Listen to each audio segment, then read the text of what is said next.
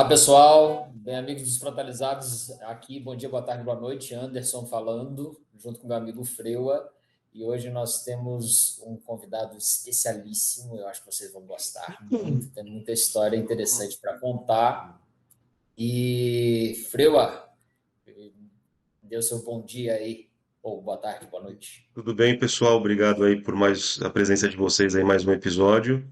Hoje é calibre alto aqui no nosso podcast e a gente está muito honrado em receber o professor Egberto Reis Barbosa, que é professor livre-docente lá do Hospital das Clínicas da USP. É uma das maiores referências em distúrbios de movimento, não só no Brasil, mas no mundo. E a gente sabe o quanto que é difícil uma pessoa, como eu falei aí, de calibre alto, disponibilizar parte do tempo da agenda, né, Anderson, para vir falar com a gente. O professor Gilberto é professor livre-docente da Faculdade de Medicina da USP e é líder, chefe do ambulatório de distúrbio de movimento da HC aí há 50 anos, 50 e é o anos. motivo da gente estar aqui hoje, né, professor Gilberto, a efeméride dos 50 anos do ambulatório. É uma referência nacional, internacional, amplamente conhecido, muitas publicações, muitas contribuições científicas, revisor de diversos periódicos de peso, inclusive da Movement Disorders, que é o principal periódico da nossa área. Eu, obviamente, tenho um conflito de interesses aqui, que eu já declaro que eu tive o privilégio de ser aluno, fellow do Desenvolvimento com o professor Egberto, né? E muito obrigado, professor, muito obrigado mesmo pelo seu tempo, disponibilidade, vim aqui contar um pouco das histórias do senhor para a gente. Obrigado, viu? Obrigado pelo convite. É uma satisfação estar participando com vocês.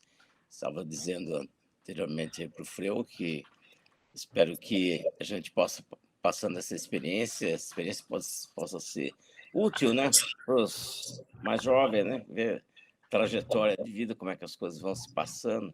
Acho que é interessante também voltar um pouco no passado, aí ver como é que era o Hospital das Clínicas na época que eu comecei a fazer o ambulatório, né? E, Isso, professor. e aí, Isso é é, uma boa puxada aí antes da gente é, começar propriamente aí falando da sua carreira acadêmica, que é impressionante.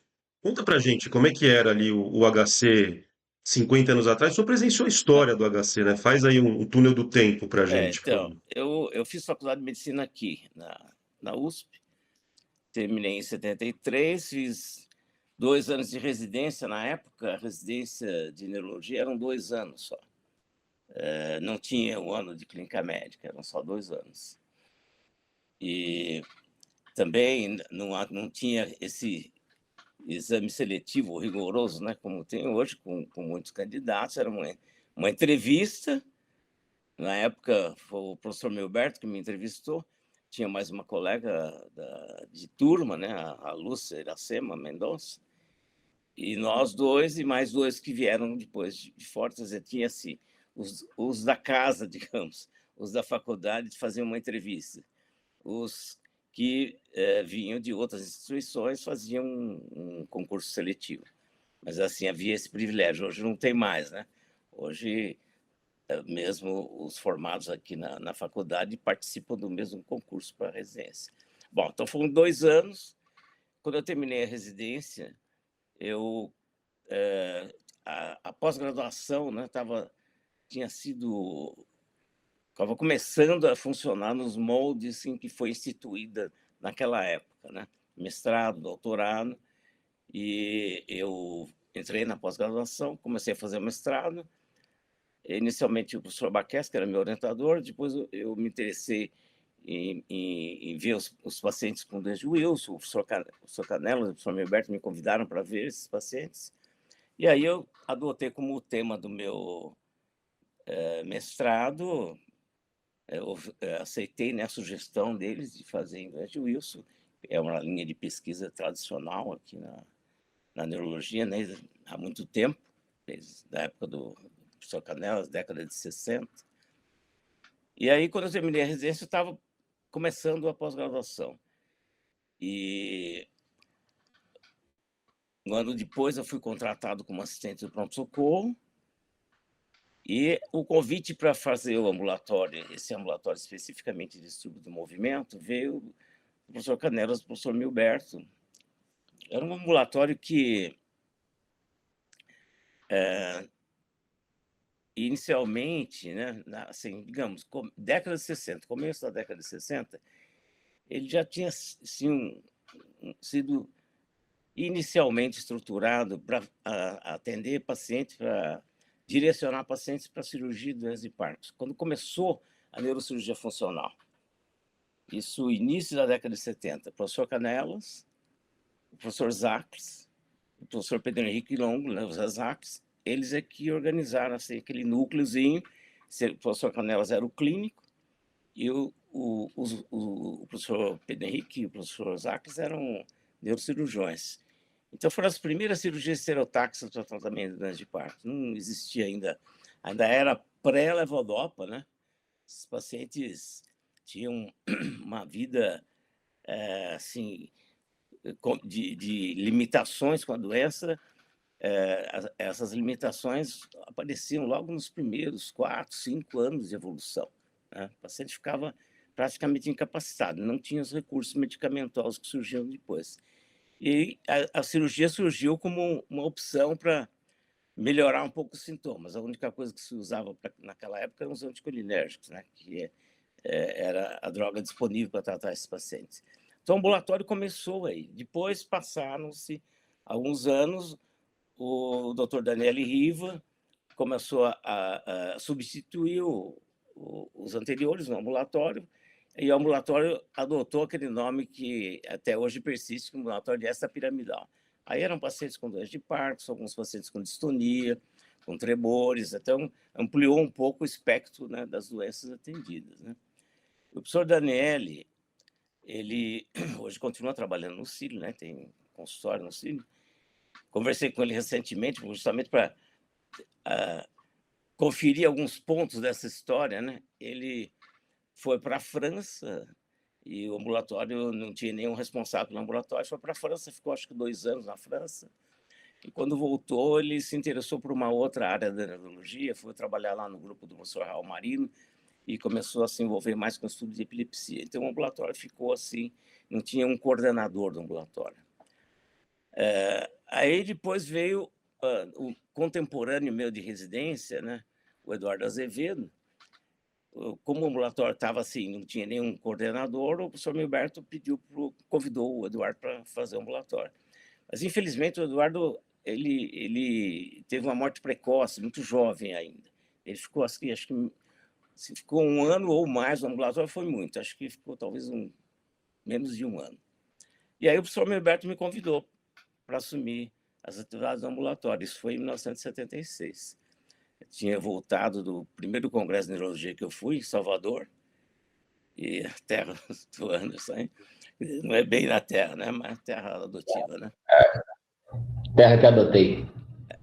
E aí, então, e assim, nessa época, o prédio dos ambulatórios não existia ainda. Esse prédio foi construído depois. Os ambulatórios eram todos no Instituto Central, na parte aquele que hoje é uma área mais, em alguns andares, é uma área mais administrativa. Aonde, o ambulatório da Neuro é onde estão lá hoje os anfiteatros do Berilo Langer. Ali era o ambulatório da Neuro. Então, o espaço era bem pequeno mesmo, né? O espaço disponível era bem restrito. Então, o ambulatório funcionava ali, e eu comecei a fazer o ambulatório contando com a ajuda, como eu contei, como eu outro dia me referi aí na apresentação que eu fiz. O Paulo Salum estava me ajudando naquela época a fazer ambulatório. Depois o Paulo Salum foi para a área de reabilitação. Era uma época em que os residentes eles passavam no ambulatório pouco tempo, 1 mês, como observadores só, né? O médico o assistente é que atendia os pacientes, 10, 12 pacientes numa tarde, né? Então era assim, a coisa era bem incipiente mesmo, né? É muito difícil você desenvolver alguma atividade assim de investigação, de pesquisa com uma carga de atividade assistencial muito grande. A atividade didática também era precária, né? Porque passar um mês no ambulatório, realmente, com observador ainda é muito pouco, né? Depois as coisas foram mudando. Eu posso até me estender mais posteriormente falando de outros que vieram para o ambulatório, mas fico à disposição de você para continuar. Não, a gente vai querer saber todas as histórias, aí, que se eu puder contar. Mas é só porque essa intervenção inicial sobre deu uma curiosidade aqui. As cirurgias que eram feitas inicialmente eram o quê? Talamotomia e palidotomia? Palidotomia e talamotomia. Eles tiveram... Os professores que começaram esse ambulatório, eles tiveram a coragem de publicar, né? Os 10 ou 12 casos operados. Era realmente... o resultado não era bom, né? E as sequelas eram muitas, né? Havia uma incidência de hemorragias assim, muito alta. Eles publicaram os arquivos de psiquiatria. Está lá a publicação. Isso assim, foram muito honestos em publicar os resultados, que foram muito ruins, né? Bem ruins. Uma coragem à frente do tempo, né? Porque publicar resultado negativo, né? Pois é. Não é uma coisa comum. E aí, só mais uma outra curiosidade é a seguinte: aí o professor Gilberto, ele era assistente na época? Quem era o titular na época? O professor Milberto era o braço direito do professor Canella, né? Ele era quem coordenava todas as atividades didáticas da clínica, as atividades administrativas, né? O professor Milberto é que designava as pessoas por postos chaves dentro do departamento, né? E o professor Canelas era o titular, então? O professor Canella era o titular. O professor Canella sempre ficou mais restrito assim, à área administrativa, né? Depois de uma certa fase, depois que ele assumiu como professor titular, quando eu cheguei na neurologia, fazia alguns anos que ele já era professor titular, mas ele se restringia mais às atividades administrativas. O professor Canelas, ele nunca fez, nunca teve uma atividade assim intensa de clínica mesmo, de enfermaria, depois que assumiu o cargo de professor titular. Era um excelente professor titular na área de pesquisa, de metodologia de pesquisa clínica. Eu aprendi muito com ele. Mas ele via poucos pacientes. Na época que eu cheguei na neurologia, ele já estava mais restrito às atividades administrativas e tinha os seus orientandos na pós-graduação. Eu era um deles, né? Tive o privilégio de ser um deles, né? Mestrado e doutorado, né? Bom, e aí o senhor começou o ambulatório, 50 anos, 76. 76 já tinha levodopa no Brasil?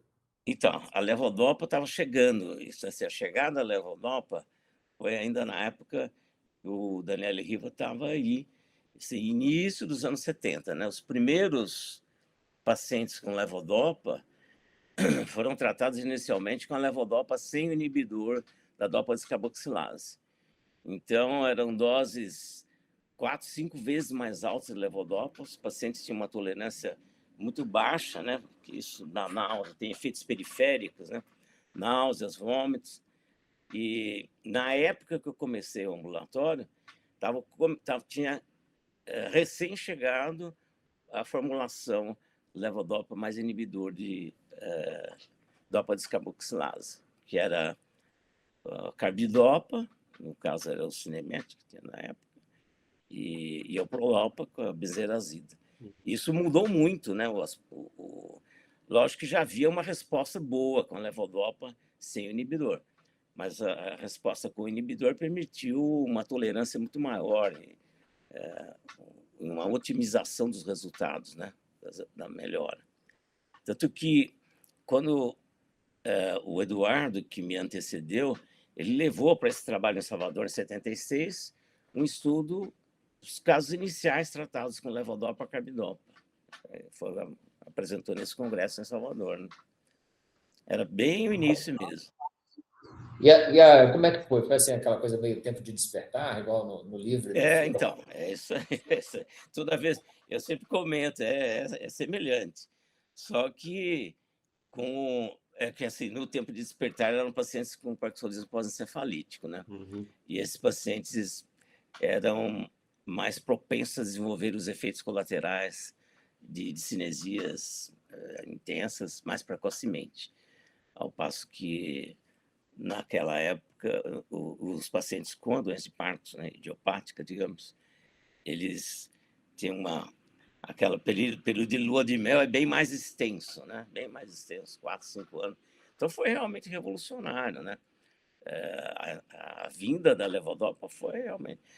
Inicialmente, como não se tinha uma experiência muito grande ainda, estava começando a experiência com a levodopa, frequentemente se internava os pacientes para iniciar o tratamento. Isso era comum, se internar os pacientes. Isso um pouco antes da minha época.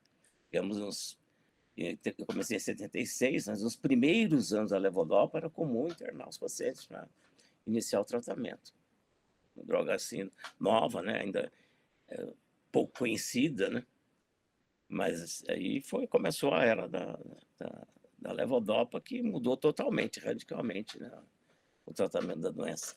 E esse é um ponto assim, interessante, você começar a fazer um ambulatório que você tem pacientes, predominantemente pacientes com doença de Parkinson, e é uma condição tratável, né, sintomaticamente, mas é tratável, isso é gratificante. Essa foi uma das razões que me interessei muito em continuar no ambulatório, e me entusiasmei pela atividade de ver esses pacientes, acompanhar, porque é gratificante, né? Os outros ambulatórios lá, miopatias, neuropatia periférica e outros, mas realmente eram meio frustrante você fazer esses ambulatórios em que você fazia o diagnóstico e não tinha o que oferecer. Tiveram que esperar bem mais e tem uns que ainda estão na fila, né? Pela Tem. sua levodopa, né? Bom, e aí o senhor começou... Frigo, desculpa, mas... Porque, Não, Anderson, vai tocando o barco que está indo muito bem, né? O professor Egberto é uma testemunha viva da história da medicina aí, né? o senhor começou lá atendendo 12 pessoas ali, com o residente atrás de braço cruzado. É isso mesmo. E aí, só o senhor e o doutor Paulo Salom, e aí depois, como Depois é que veio o foi? Comerlato, né? O Comerlato também começou a fazer ambulatório junto conosco, e o Comerlato fez uma dissertação de mestrado em complicações da levodopa-terapia. Ele ficou lá uns bons anos, o Comerlato ficou pelo menos uns 5, 6 anos no ambulatório conosco. Mas ainda era assim.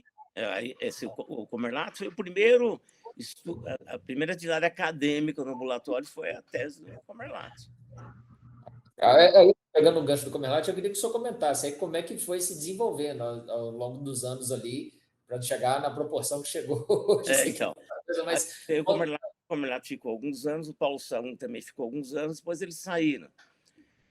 E aí veio o João Carlos, Papaterra Limonge. O João Carlos tinha ido... Isso já estava assim, início dos anos 80. O João Carlos terminou a residência, fez residência aqui e foi fazer um fellow com o professor Melvin Ar, que era a referência mais importante na época e nessas doenças de parto e distúrbios do movimento. No Monte Sinai, em Nova York, ele ficou um ano e meio lá. E depois, quando voltou, ele se associou ao nosso grupo no ambulatório. Aí também já coincidiu de os residentes passarem por uma orientação do professor Milberto, uma reestruturação. Os residentes passavam um ano no ambulatório, né? É um estágio longo e eles atendiam os pacientes e a gente dava uma supervisão, como é hoje, né? Os residentes atendem, a gente dá uma orientação didática, né? Depois do João Carlos, logo depois veio um outro colaborador, que é o João Vilares, João Crisóstomo Barisson Vilares. O João Vilares fez faculdade na Santa Casa, residência no Servidor, foi para a Inglaterra fazer um fellow com outra estrela da época, que era o professor Marsden, né? O João Vilares fez um estágio lá, um fellow com o professor Marsden. Então, nós tivemos, assim, passamos a ter a ajuda de duas pessoas altamente qualificadas, né? O João Carlos e o Vilares. E eles ficaram... O João Carlos continuou conosco até hoje. O João Vilares ficou uns bons anos no nosso ambulatório. Aí, logo depois, na mesma época também, veio o Manuel. O Manuel Jacob C. Teixeira tinha ido para a Inglaterra, tinha feito um estágio, professor em Birmingham, e ele tinha feito um estágio para desenvolver suas habilidades na área de neurocirurgia funcional, né? Então, o Manuel veio e ele passou a atender também conosco no ambulatório. Ele não só operava, mas ele fazia ambulatório conosco, também atendia os pacientes, né? Nos ajudava. Foi o primeiro cirurgião ali já depois que sob a batuta do senhor. O primeiro cirurgião que veio. Foi primeiro, porque quando eu comecei, o professor Raul Marino, que trabalhava também nessa área, não estava aqui no Brasil, estava fora. O Manuel ainda estava em treinamento, né? O Manuel fez residência 1 ano antes de mim. Ele terminou a residência em neurocirurgia e saiu. Então, não tinha ninguém que fizesse neurocirurgia funcional quando eu comecei o ambulatório. O Manuel veio alguns anos depois. Então, aí assim, o grupo se estruturou de uma forma mais sólida, né? Você podendo contar com essas pessoas para atender o ambulatório, desenvolver atividade acadêmica e didática, ficou muito mais fácil, né? Aí, logo depois, começaram os alunos da faculdade a se interessar pelo ambulatório, fazendo uma espécie de iniciação científica, como observadores. Aí veio a Mônica, a Rosana, que depois foi fazer neuropediatria, a Silvia Bronzer. Eram 3 que vieram inicialmente, mas a Mônica é que ficou. A Silvia Bronzer foi fazer psiquiatria. E a Mônica começou, acho que ela estava no 4º ano, quando começou a frequentar o nosso ambulatório. Depois ela fez residência e continuou conosco, né? Então, o grupo foi se estruturando melhor, né? Foi tendo mais gente para trabalhar, mais novas ideias. E, assim, esse núcleo inicial, o João Carlos, eu, a Mônica, a Márcia veio logo depois, a Márcia Gonçalves, também logo depois da Mônica, a Márcia fez residência, preceptoria e também passou a participar das atividades do ambulatório. Então, esse grupo assim, que se formou, o João Carlos, a Márcia, a Mônica e eu, e o Manuel dando suporte na área de neurocirurgia funcional, 30 anos praticamente trabalhando juntos, né? 30 anos. Durante as décadas seguintes, foi o grupo que cuidou desse ambulatório de distúrbio do movimento. Muito bom. E depois outras tantas pessoas até o presente momento, né, professor? Depois tem uma série de outras pessoas que vieram, fase mais recente, né, Isso faz parte da história da neurologia brasileira, inclusive, né? E a gente sabe que, assim, o ambulatório também é reconhecido, né, por pesquisas nacionais, pesquisas internacionais e tem grandes publicações. A gente sabe que o grupo é muito ativo do ponto de vista aí científico, né? O senhor quer falar um pouco sobre isso para a gente também? Então, o que nos ajudou muito a desenvolver atividade de pesquisa e investigação. Nós passamos a frequentar os congressos internacionais nessa área, né? O primeiro congresso internacional que eu fui foi em Jerusalém, ainda não existia a Movement Disorder Society, mas existia um outro grupo da World Federation que promovia periodicamente congressos sobre doença de Parkinson, especificamente, não sobre o movimento em geral. Então, passei a começar a ter contato com essa comunidade científica. Depois, foi em 95, a Movement Disorder Society foi criada, passou a editar o periódico, né? A revista, que era uma referência muito boa, né, dentro dessa área especificamente, e os congressos da Movement Disorder, que era a oportunidade de se ter uma interação com a comunidade científica internacional. Isso foi assim, decisivo para a gente evoluir, né? Aí passamos a conhecer o professor Liz, né, que sempre deu um suporte muito grande para os brasileiros que fizeram estágio lá com ele, né? Vários tiveram lá do nosso grupo. Quem ficou mais tempo com ele foi a Laura Moriyama, né? Então, nesses congressos também acabamos conhecendo o Vincenzo Bonifatti, que trabalhava na área de genética do Parkinson, e isso também nos ajudou bastante, né? Numa época em que não havia aqui ainda, os laboratórios de genética estavam começando ainda. Então, a gente mandava material para o Dr. Bonifácio também, já havia facilidade em encaminhar. Aí veio a colaboração da Susan Shane, né? Ela se envolveu nessa área de genética em doença de Parkinson, fez a tese de doutorado dela nessa área, e aí foram muitas publicações com o apoio de um laboratório de genética voltado para o estudo da doença de Parkinson. Isso foi muito bom. Outra coisa que nos ajudou muito também foi o advento da toxina botulínica, né? Tinha um número grande de pacientes com distonia no ambulatório e não tinha um tratamento que oferecesse alguma melhora mínima, né? Era praticamente só para fazer o diagnóstico. Em 93, nós começamos a usar a toxina botulínica. Isso também nos ajudou muito e também nos permitiu um contato com o Dirk Dressler, que é uma referência, até hoje, uma referência assim, mundial no uso da toxina botulínica em doença neurológica. Ele é um neurologista que atualmente está em Hannover. Ele já teve em vários centros na Alemanha. Ele veio pelo menos umas 5 ou 6 vezes ao Brasil participar de eventos nossos e nos ajudou muito também em desenvolver as técnicas e os conhecimentos nessa área de aplicação da toxina botulínica para transtornos neurológicos. Nós temos uma publicação com ele de mecanismos de ação da toxina botulínica, uma revisão dos arquivos de neuropsiquiatria que é muito citada ainda. É muito citada até hoje. Então, foi uma interação bem proveitosa com o Dirk Dressler. Depois, genética em doença de Wilson, porque aí começou a fase da genética. Isso. Assim, finzinho dos anos 90, aí começaram os primeiros genes em doença de Parkinson, e doença de Wilson, foi identificado o gene da doença de Huntington. Aí foi uma nova fase, né, do estudo de distúrbio do movimento, uma fase bem interessante, né? Bem interessante. E aí, eu acho que deve ser difícil até, assim, porque eu acho que tem contribuições do ambulatório em todas as áreas dentro do distúrbio de movimento, né? Eu acho que nenhuma ficou de fora, né? Mas eu conseguiria elencar, assim, quais que o senhor acha, assim, foram as mais significativas para a área?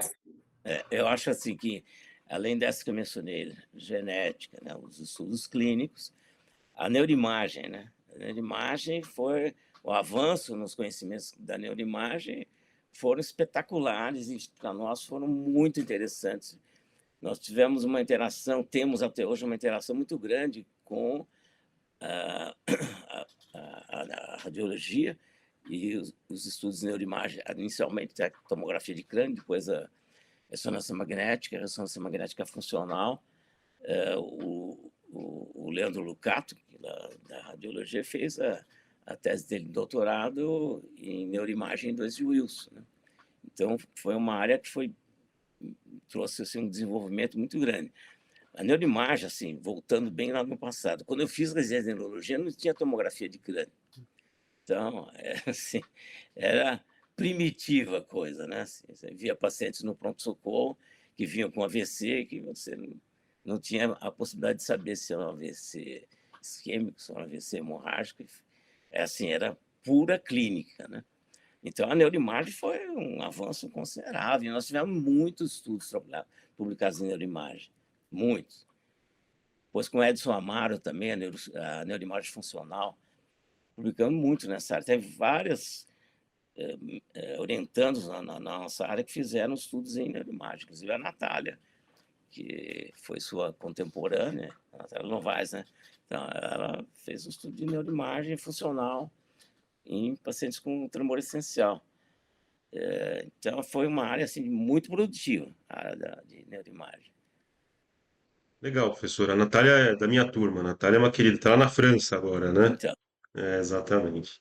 Professor, o senhor falou bastante aí agora da era genômica, né? E eu acho que isso é muito recente, né? Agora eu já posso até dizer que eu e o Anderson, a gente vivenciou parte do início disso, né, Anderson? Pelo menos aí da parte da nova geração, né? E eu queria que o senhor tentasse fazer assim, uma prospecção de futuro. Como é que o senhor veria, assim, o futuro? Fala pra gente como é que o senhor vê o futuro da neurologia e como é que o senhor vê o futuro do distúrbio de movimento, do ambulatório? Como é que o senhor conseguiria, para a gente poder assim abrir esse vídeo daqui 10 anos e falar, olha, o professor Milberto falou isso naquele dia, né? Egberto, Professor Egberto, desculpe. Ele falou muita coisa boa. Mas o professor Milberto, né? Sabe, a geração do professor Milberto é uma geração muito cética em relação à genética, né? Eu me lembro bem das posições dele, e não só dele, não. A nossa referência, por exemplo, em doença de Wilson, era o professor Herbert Scheinberg, em Nova York, no hospital, o Albert Einstein, em Nova York. Ele esteve no Brasil, inclusive, participando de eventos aqui conosco, ficou 10 dias aqui, isso em 1985, e a opinião dele sobre quando começaram as investigações genéticas em doença de Wilson, ele falou para mim, não perca seu tempo com isso. Olha só, né? Conversando. E o professor Milberto também era muito cético, assim, isso aí, mas, assim, a genética foi espetacular, né, assim, para diagnóstico, né? E agora começa a era das intervenções, né, terapêuticas mesmo. Então, assim, eu acho que o futuro realmente, né, aquele contingente de pacientes nossos com distúrbio do movimento, os casos de doença de Parkinson, que tem uma base genética, os pacientes com as outras condições com distúrbio do movimento, Huntington, talvez até no futuro, doença de Wilson, a genética vai ser decisiva, eu acho, para um tratamento direcionado para essas condições. Mas, por muito tempo, assim, foi considerado assim, E como é que o senhor vê o futuro assim do ambulatório? Como é que o senhor eu prospecta acho o que agora, futuro? então, agora, nesses últimos tempos, assim, veio só a neurocirurgia funcional também evoluiu espetacularmente, né? Quando o Manuel chegou aqui, as intervenções eram as talamotomias, né? Assim, resultados assim bem modestos, né? Bem precários. Melhorava o tremor, mas as outras manifestações da doença de Parkinson melhoravam muito pouco. Os equipamentos e os dispositivos eram assim ainda bem rudimentares. Com a introdução da estimulação cerebral profunda, avançou muito. E o que fez avançar também foram os conhecimentos da neurofisiologia. À medida que se conheceu o funcionamento se conheceu melhor, né? O funcionamento da circuitaria dos gânglios da base, começou a fazer intervenções no núcleo subtalâmico, pálido, isso baseado no avanço da neurofisiologia. E eu acho que agora, para os próximos anos, vai haver uma nova onda de intervenções baseadas em novos avanços na neurofisiologia. Hoje, aquela circuitaria dos gânglios da base já está sendo pensada de uma outra forma, com novos conhecimentos, que eu não vou entrar em detalhes aqui, mas bem interessantes mesmo, e que vão permitir novas intervenções, sempre a neurofisiologia guiando as intervenções dos neurocirurgiões. A neurofisiologia foi fundamental para se conhecer a circuitaria e fazer intervenções racionais, né, nessa circuitaria. Então, acho que o futuro vai ser, com esses novos conhecimentos da neurofisiologia, as intervenções em pontos diferentes do circuito e de formas diferentes. Acho que esse é um futuro, assim, que próximo. E ainda nessa área, assim, digamos, em paralelo, o neurologista clínico passou a ter um protagonismo, né, nessas intervenções, né? Nos ajustes desses estimuladores, o neurologista clínico passou a ter um papel fundamental. Essa era do Rubens Uri, que começou conosco aqui, né, em 2014, ele é contemporâneo seu? É da minha turma de residência e da turma de fellow, né? Foi em 2011, 2012. Então, começou nessa época. Aí foi ele se interessou por essa área e hoje o ambulatório lá, o setor de neurocirurgia funcional em distúrbios do movimento, o neurocirurgião tem o seu papel, lógico, mas é ele que coordena, ele que seleciona, a equipe é que seleciona, vê, acompanha esses pacientes e vê os ajustes são cada vez mais sofisticados. Esses eletrodos, eles têm muitas possibilidades de ajustes que tem que ser programados de uma forma. É um computador, assim, uma coisa bem sofisticada, que precisa de um treinamento específico para você saber lidar com esses novos equipamentos. E esse também é um futuro. E a outra coisa é a estimulação, as intervenções para você, uma modulação dessa circuitaria não invasiva, né? Estimulação magnética transcraniana, estimulação direta.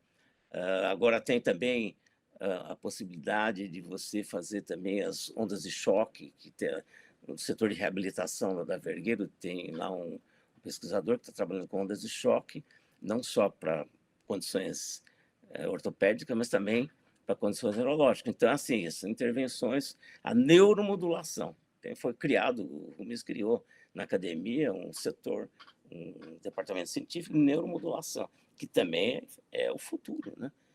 Intervenções não invasivas. Eu ia perguntar de não invasiva mesmo. Anderson, pode dar seguimento aí, Anderson. Então, vou contar uma piadinha aqui. Eu tenho um colega neurologista aqui em Salvador que o irmão é neurocirurgião. E ele, neurologista clínico, faz a piada sobre o irmão neurocirurgião. Fala assim, neurocirurgião é que nem um leão que você tem que manter na jaula. Mas quem tem a chave da jaula é o neurologista. Então, o funcionamento está correto lá com o Rubens do comando. Não, assim, foi porque no passado o neurologista nem participava do acompanhamento dos pacientes que iam ser submetidos à neurocirurgia funcional, né? Hoje não, hoje ele tem um papel muito mais importante, muito mais... E o Parkinson é uma doença clínica, né? Um negócio assim, não faz o menor cabimento ficar na mão do neurocirurgião, né? Eu queria passar por umas perguntas mais pessoais, professor Gilberto, mas queria antes pedir ainda nessa fase sobre o ambulatório, só tem assim, alguma anedota da época, algum caos, assim, imagino que tenha vários, mas assim, algum que o senhor queira deixar assim... Algum que dê para falar, né? Algum que dê para falar depois os off a gente conta depois. Não, assim, acho que assim... Um caso assim que fiquei, uma situação que eu fiquei assim um pouco decepcionado quando houve assim um interesse assim no mundo todo por os implantes neurais, né? E foi tentado aqui também, né? O implante neural, mas foi assim, o implante foi colocado num lugar assim bem distante de onde tinha que ser colocado, né? Então foi assim uma decepção completa. Fora todos os problemas que houveram com os implantes neurais, que agora voltaram a ser comentados com um estudo feito no Japão de implantes de células diferenciadas para neurônios que produzem dopamina, mas isso aí, no passado, foi bastante explorado e com assim, num plano muito midiático, né? Porque isso pode ser que venha a ser útil ainda para alguns pacientes, mas assim, um número muito restrito, né? Mas assim, essa foi uma situação assim que assim, uma decepção total, né? Mas e algum caso interno ali do HC tem para contar ou não? Eu não me lembro assim de alguma situação mais difícil assim. Pode ser que eu me lembre aqui enquanto a gente está conversando, mas assim, de momento não apontaria assim, alguma situação assim, que seja curiosa, digamos, né? Sem problema. Mas aí a gente queria passar por umas questões mais pessoais, assim. Queria saber, assim, quem que o senhor guarda, assim, como, o senhor é um grande mestre para várias pessoas, né, Brasil afora, né? Até queria que o senhor comentasse também, assim, o senhor tem ideia do número de especialistas em distúrbio de movimento que passaram com o senhor? E aí, na sequência, já emenda assim, mas quem que foram os seus grandes mestres, assim? Quem que o senhor guarda, assim, como grandes referências? Bom, que aqui eu mostrei numa apresentação aí que no mapa do Brasil, se você puser o mapa lá, nós pós-graduandos nossos fizeram a pós-graduação, né, em distúrbio do movimento, que hoje estão nos hospitais universitários. Se você começar lá pelo Piauí, tem lá o nosso amigo Kelson, tá lá. Ele é professor universitário lá, fez no Ceará o Norberto Frota, que fez um trabalho em inglês de Wilson conosco, transtornos cognitivos, e a Fernanda Maia. Depois você passa Aracaju, Roberto Prado, que é professor titular lá, fez a primeira tese de doutorado que eu orientei foi a do Roberto Prado. Ele fez doutorado aqui e continuou a sua carreira universitária lá, hoje é professor titular. Depois, descendo mais, até em Minas, a Mayra, que é a esposa do Paulo Caramelli, fez doutorado conosco aqui. Ela é geriatra e ela é professora universitária lá. No Rio de Janeiro, a Mariana Spitz fez também doutorado conosco, é professora universitária. Então, e aqui no estado de São Paulo, então, até em Campo Grande, a Aline Kanashiro, que fez doutorado conosco aqui também, está em Campo Grande, é professora universitária também. E na área, tem uma área que também se desenvolveu muito, foi a área de reabilitação, fonoaudiologia e fisioterapia. Tem vários pós-graduandos que fizeram conosco e hoje estão numa posição assim de professores universitários. Então, você pegar o mapa do Brasil, tem gente assim em quase todos os estados que fizeram pós-graduação aqui no nosso grupo. E a outra pergunta que Quem você são? Quem foram os seus grandes mestres? Então, assim, suas grandes referências? Aqui, sobre o Alberto, sempre próximo de nós, foi um tutor, o professor Baqueschi também, internamente, né, no departamento de neurologia, e o professor Canelas foram basicamente as pessoas que mais me influenciaram na minha formação. Aqui na América do Sul foi criada uma Sociedade Latino-Americana de Distúrbio do Movimento, Movimentos Anormais, chamada SOLAMA. O nome assim é meio estranho, mas Só lama.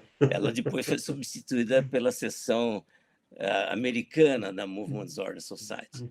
Mas a SOLAMA nos permitiu o contato aí com o professor Souza, de Montevidéu, o Oscar Geschanik, na Argentina, o Federico Michele, também na Argentina. Formou uma comunidade latino-americana assim, que interagia de uma forma muito interessante, né? Isso também essas influências foram bastante produtivas para o nosso grupo. E depois, indo para o hemisfério norte, como eu disse já, o Andrew Lees, na área que eu trabalho, que eu desenvolvi minha tese de mestrado, doutorado, e fiz livre docência, né, de Wilson, o professor Scheinberg e um outro especialista em distúrbio do movimento, que é muito atuante na Movement Disorder Society, que é o Peter Lewitt. O Peter Lewitt nos convidou várias vezes para simpósios em inglês de Wilson, nos Estados Unidos. Então, foi uma influência bastante interessante para nós. Na Europa, eu já tinha mencionado, né, os que mais nos influenciaram aqui, né, o Dirk Dressler, o Vincent Bonifati, e depois, assim, com os eventos do Gerim, né, que nós passamos... O Gerim foi criado em 99. Né, os 4 grupos de distúrbio do movimento assim, mais atuantes, né, no Brasil. O nosso, da Escola Paulista, com o Henrique Balalá, e na época era o Luiz Augusto Franco de Andrade, e continua até hoje. O Gerim tem 4 sócios. O Luiz Augusto, eu, aqui em São Paulo, o Hélio Teve, no Paraná, e o Francisco Cardoso, em Belo Horizonte. Então, os eventos do Gerim permitiram que a gente trouxesse mais de 30 pessoas ao longo desses eventos, de todas as partes do mundo, e pessoas assim, altamente relevantes na área de distúrbio do movimento. E isso também nos permitiu uma interação com as pessoas. Isso aí foi muito importante, continua sendo. Esse evento de Gerim, a cada 2 anos, a gente está selecionando 3 ou 4 convidados estrangeiros.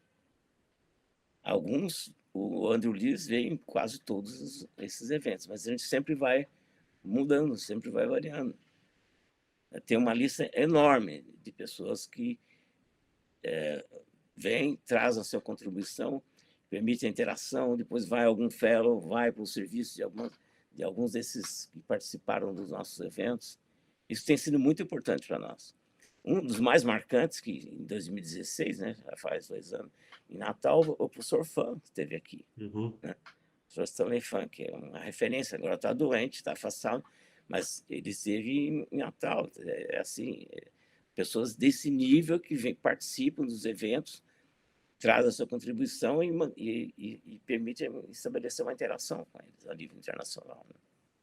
Legal. Eu Eu já acho. tive o privilégio de participar. Desculpa, Fred, não, só para falar que eu tive o privilégio de participar e realmente são imperdíveis, né? É sempre muito legal. Mas vai, Fred, desculpa. Não, o que eu ia dizer é que eu acho que o ambulatório, o grupo de distúrbio de movimento, que é liderado aí pelo professor Egberto, é o grupo que mais, na minha opinião, mais tem projeção, assim, e tentáculos, né, internacionais ali dos grupos de neuro do HC, né? Eu não vejo outro grupo que tenha tanta projeção externa, né? Mas é bem legal isso. E, professor Egberto, professor, eu queria perguntar uma coisa para o senhor, assim, deve ter tido algum momento profissional do senhor que o senhor teve aquele momento eureka, assim, do tipo, esse estudo ou esse achado é uma coisa extremamente relevante e queria que o senhor falasse um pouco sobre isso e deve ter tido também aquele momento contrário, que você fala assim, nossa, que perda de tempo que eu estou fazendo aqui, e isso aqui não serviu para nada. E conta isso para a gente se teve algum desses momentos e Assim, se teve, é, conta assim. assim, eu acho assim, que uma oportunidade muito grande que surgiu foi, ainda na genética, quando o pessoal aqui da USP, né, do Instituto de Biologia da USP, nós temos uma interação muito boa com eles. Né? A doutora Lígia Veiga, eles nos procuraram porque estavam surgindo as primeiras evidências de mutação do gene da doença de Gaucher, a cerebrosidase, como um fator de risco para a doença de Parkinson. Então, isso veio assim numa época em que a Mariana Spitz estava aqui fazendo o fellow dela, falou, bom, vamos fazer investir nesse campo aí.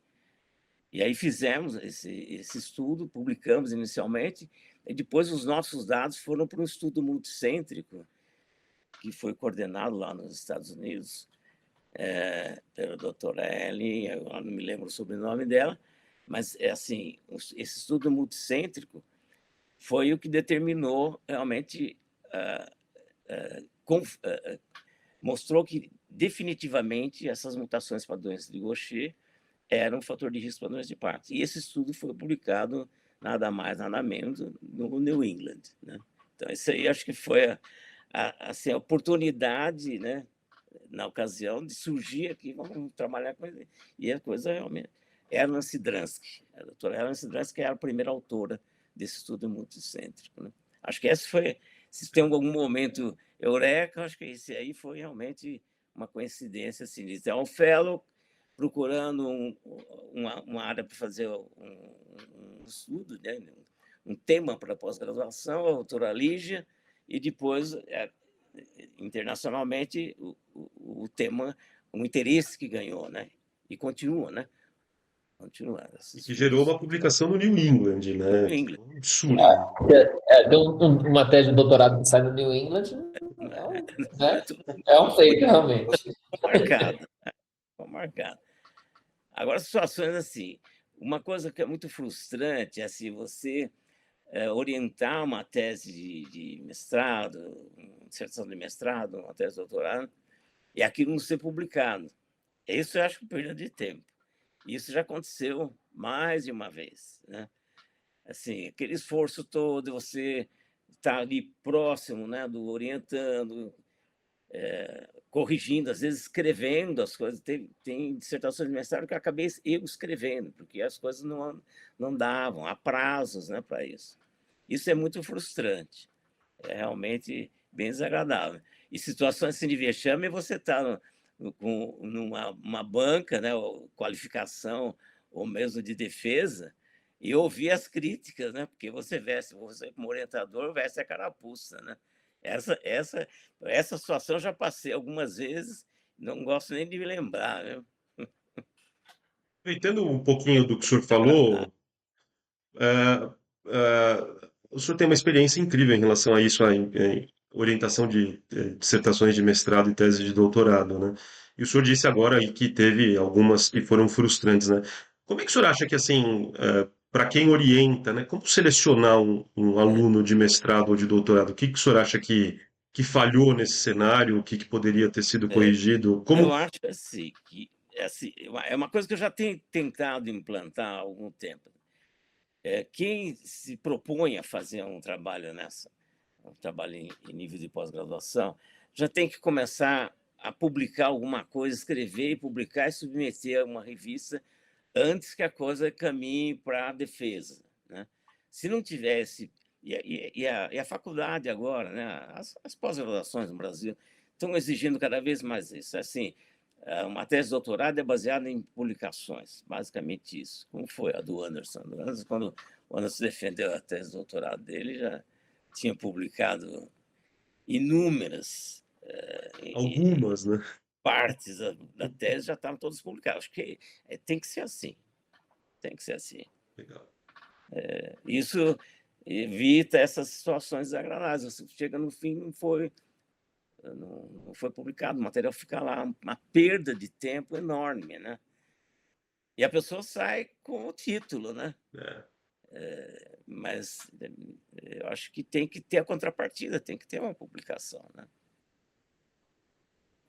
Talvez, quem sabe, no futuro eles acabem deixando assim, a publicação como pré-requisito para a gente Isso já falar a defesa. mas isso já está valendo, Já né? está valendo, né? Está valendo. Publicação é pré-requisito. Professor Gilberto, e assim, uma pergunta, uma carreira assim, com tantas coisas boas que ocorreram, assim, de quais que o senhor mais se orgulha? Assim? Quando olha, fala assim, poxa, 50 anos no ambulatório, toda a carreira do senhor acadêmica, dá para pensar assim, algumas coisas, pensar, poxa, isso aqui é uma coisa. Eu me sinto assim gratificado, assim, trabalhar numa área em que você tem a, a possibilidade de lidar com doenças tratáveis, ainda que tratamentos quase todos sintomáticos. Mas isso é muito interessante, isso é muito bom, é motivador.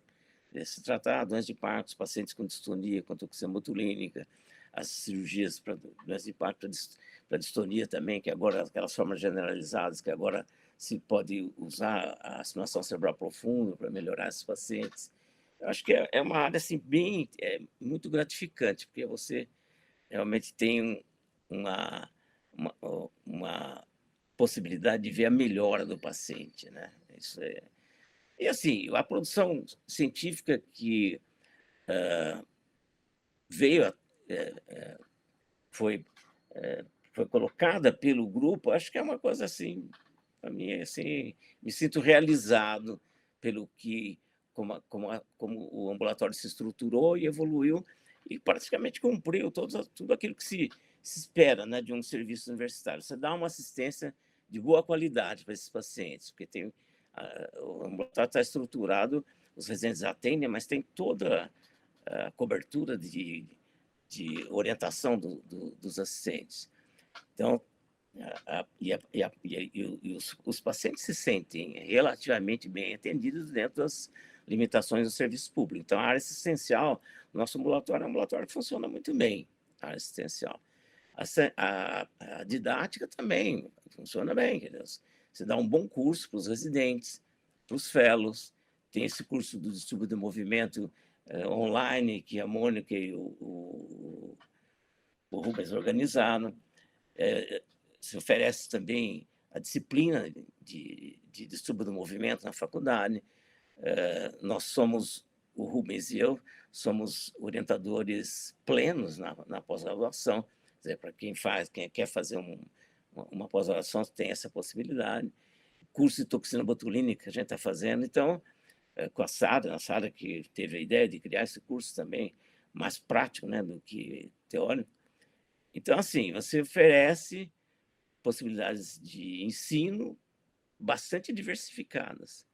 E, por fim, o outro ponto do tripé, né, que é a produção científica, né? Acho que a produção científica foi muito boa, continua sendo, né? Nós temos, atualmente, estava fazendo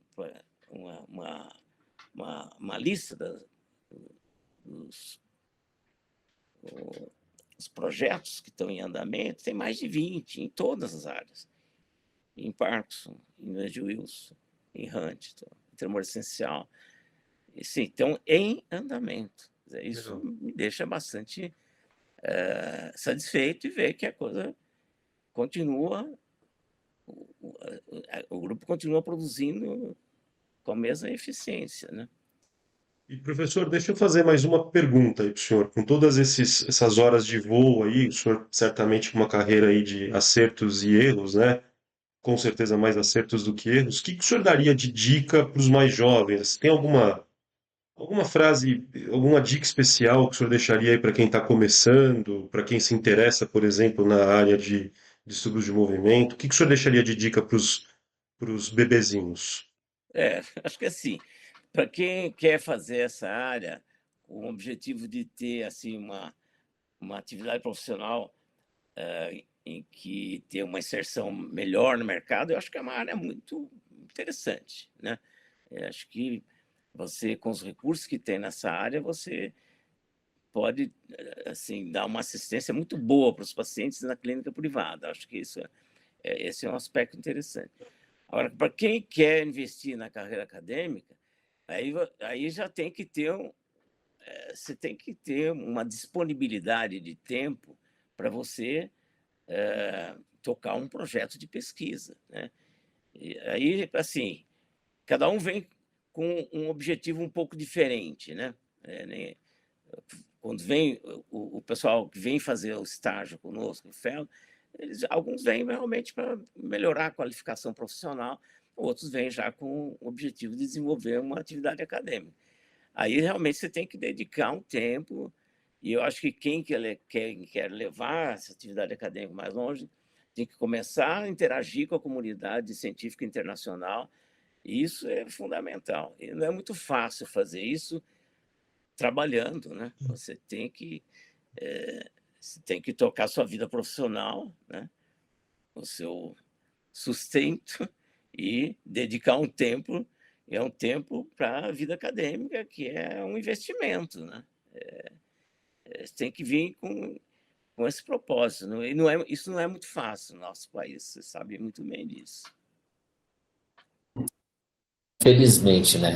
Então, é para você equilibrar todos os pratos, né? O professor Gilberto, assim, o senhor já nos agraciou aqui com bastante do seu tempo, vamos nos encaminhando para o final para não lhe explorar ainda mais. Tem alguma coisa que o senhor gostaria mais de acrescentar que a gente não perguntou antes da gente pedir as dicas culturais? Então, acho que basicamente era isso, viu? Ver alguma outra coisa. Não, assim, lembrando assim de curiosidades, né? Por exemplo, para você esses contatos com a comunidade científica internacional são interessantes, mas às vezes falar em dicas culturais, né? Às vezes tem que ter alguma outra atração assim para aquele. Nós tivemos aqui alguns pesquisadores de outros países que vieram interagindo com a gente por razões culturais também, né? Então, por exemplo, o professor Herbert Scheinberg, que esteve aqui em 85, ficou uma semana aqui, deu várias aulas, aprendi muito com ele. Ele veio para ver o cometa Halley, que ia passar por aqui. Ele veio só por isso, entendeu? Então, é assim, tem que ter um... Cometa Halley era o Ele mandou uma carta para o professor Canelo se oferecendo para vir. Não foi convite nosso, né? Então, às vezes, tem que ter, assim... O Andrew Liz vem porque gosta de conhecer o Brasil aqui, a natureza. Então, tem que ter. Tem um austríaco que fez uns estudos conosco aqui em Sono e West Wilson, que produziram várias publicações. Ele veio porque assim é um austríaco que fala português, se interessa pela cultura brasileira e de Portugal. Ele escreve em periódicos em Portugal, até me pede para revisar o texto. E, às vezes tem esse atrativo que é um paralelo, né? Isso é curioso. O Andrew Lees até tem um livro sobre o Brasil, né? Brasil That Never Was. Né? E aí, o senhor tem alguma dica cultural, algum livro, filme, algo que o senhor tenha visto recentemente? Qualquer Eu, coisa vale. Que é uma eu brincadeira que a gosto gente muito. sempre pede aqui para os convidados. Eu gosto muito de ler, meu interesse maior assim, em literatura é história, né? Eu adoro, estou sempre lendo algum livro de história. Isso é o que mais me atrai, assim, fora da medicina, é história. Eu acho que... E a história também traz ensinamentos que você pode, às vezes, levar um pouco para a área médica, mas, assim, história desde a Grécia Antiga, Alexandre o Grande. Sou muito envolvido com essas coisas. E eu fiz, agora, na passagem do ano, fiz uma visita, fiz uma viagem para Istambul e fui conhecer as ruínas de Troia. Aquilo para mim foi fantástico, sabe? Então, eu ainda comprei livros, aí aquilo você fica reverberando, né? Aquelas informações que você traz e tal, e fica... Eu acho que isso aí é uma coisa que, do ponto de vista cultural, te enriquece muito e, assim, uma distração, né? Assim, um hobby. É um hobby Muito bom. bem interessante. Professor, a gente tem uma última provocação aí para fazer, inclusive um plágio do Provocações, né, Anderson, com a Bujanra lá, né? A gente faz uma pergunta filosófica para encerrar o podcast. A gente fez para alguns e vamos fazer para o senhor também. Professor Egberto Reis Barbosa, que é a vida? É, a vida é complexa, viu? A vida é complexa. É você harmonizar a atividade científica, atividade assistencial e família não é muito fácil. É complicado. É complexo. Precisa se equilibrar. Precisa se equilibrar. Tá Mas bom. vale a pena. Tem que, Maravilha. Professor, Eu muito sou bom. dedicar o tempo certo para cada lado, né? Esse é um grande desafio, né? E eu queria agradecer a presença do senhor novamente e obrigado por disponibilizar parte do seu tempo, da sua agenda. Foi uma conversa muito boa. Não tenho dúvida que vai ser muito produtiva para várias pessoas, particularmente, imagino, para quem está começando. A gente tem o senhor como um grande exemplo, né? Um grande exemplo profissional a ser seguido. E, mais uma vez, muito obrigado pela sua participação e pelo seu aceite. Muito obrigado. Eu que agradeço a oportunidade de conversar com vocês muito e obrigado, professor Gilberto. da nossa formação aqui na nossa instituição, né? E que o Freu continua aqui conosco, o Anderson está lá na Bahia, mas a gente mantém um contato, né, frequente. Muito obrigado pela oportunidade de poder transmitir aí a experiência de vida que, como eu disse no início, acho que pode ser útil para os que estão começando, né? Sem dúvida. Muito obrigado mesmo. Foi muito Bom, legal. Muito legal mesmo. Muito um abraço obrigado. para vocês. Um bom dia. Forte abraço.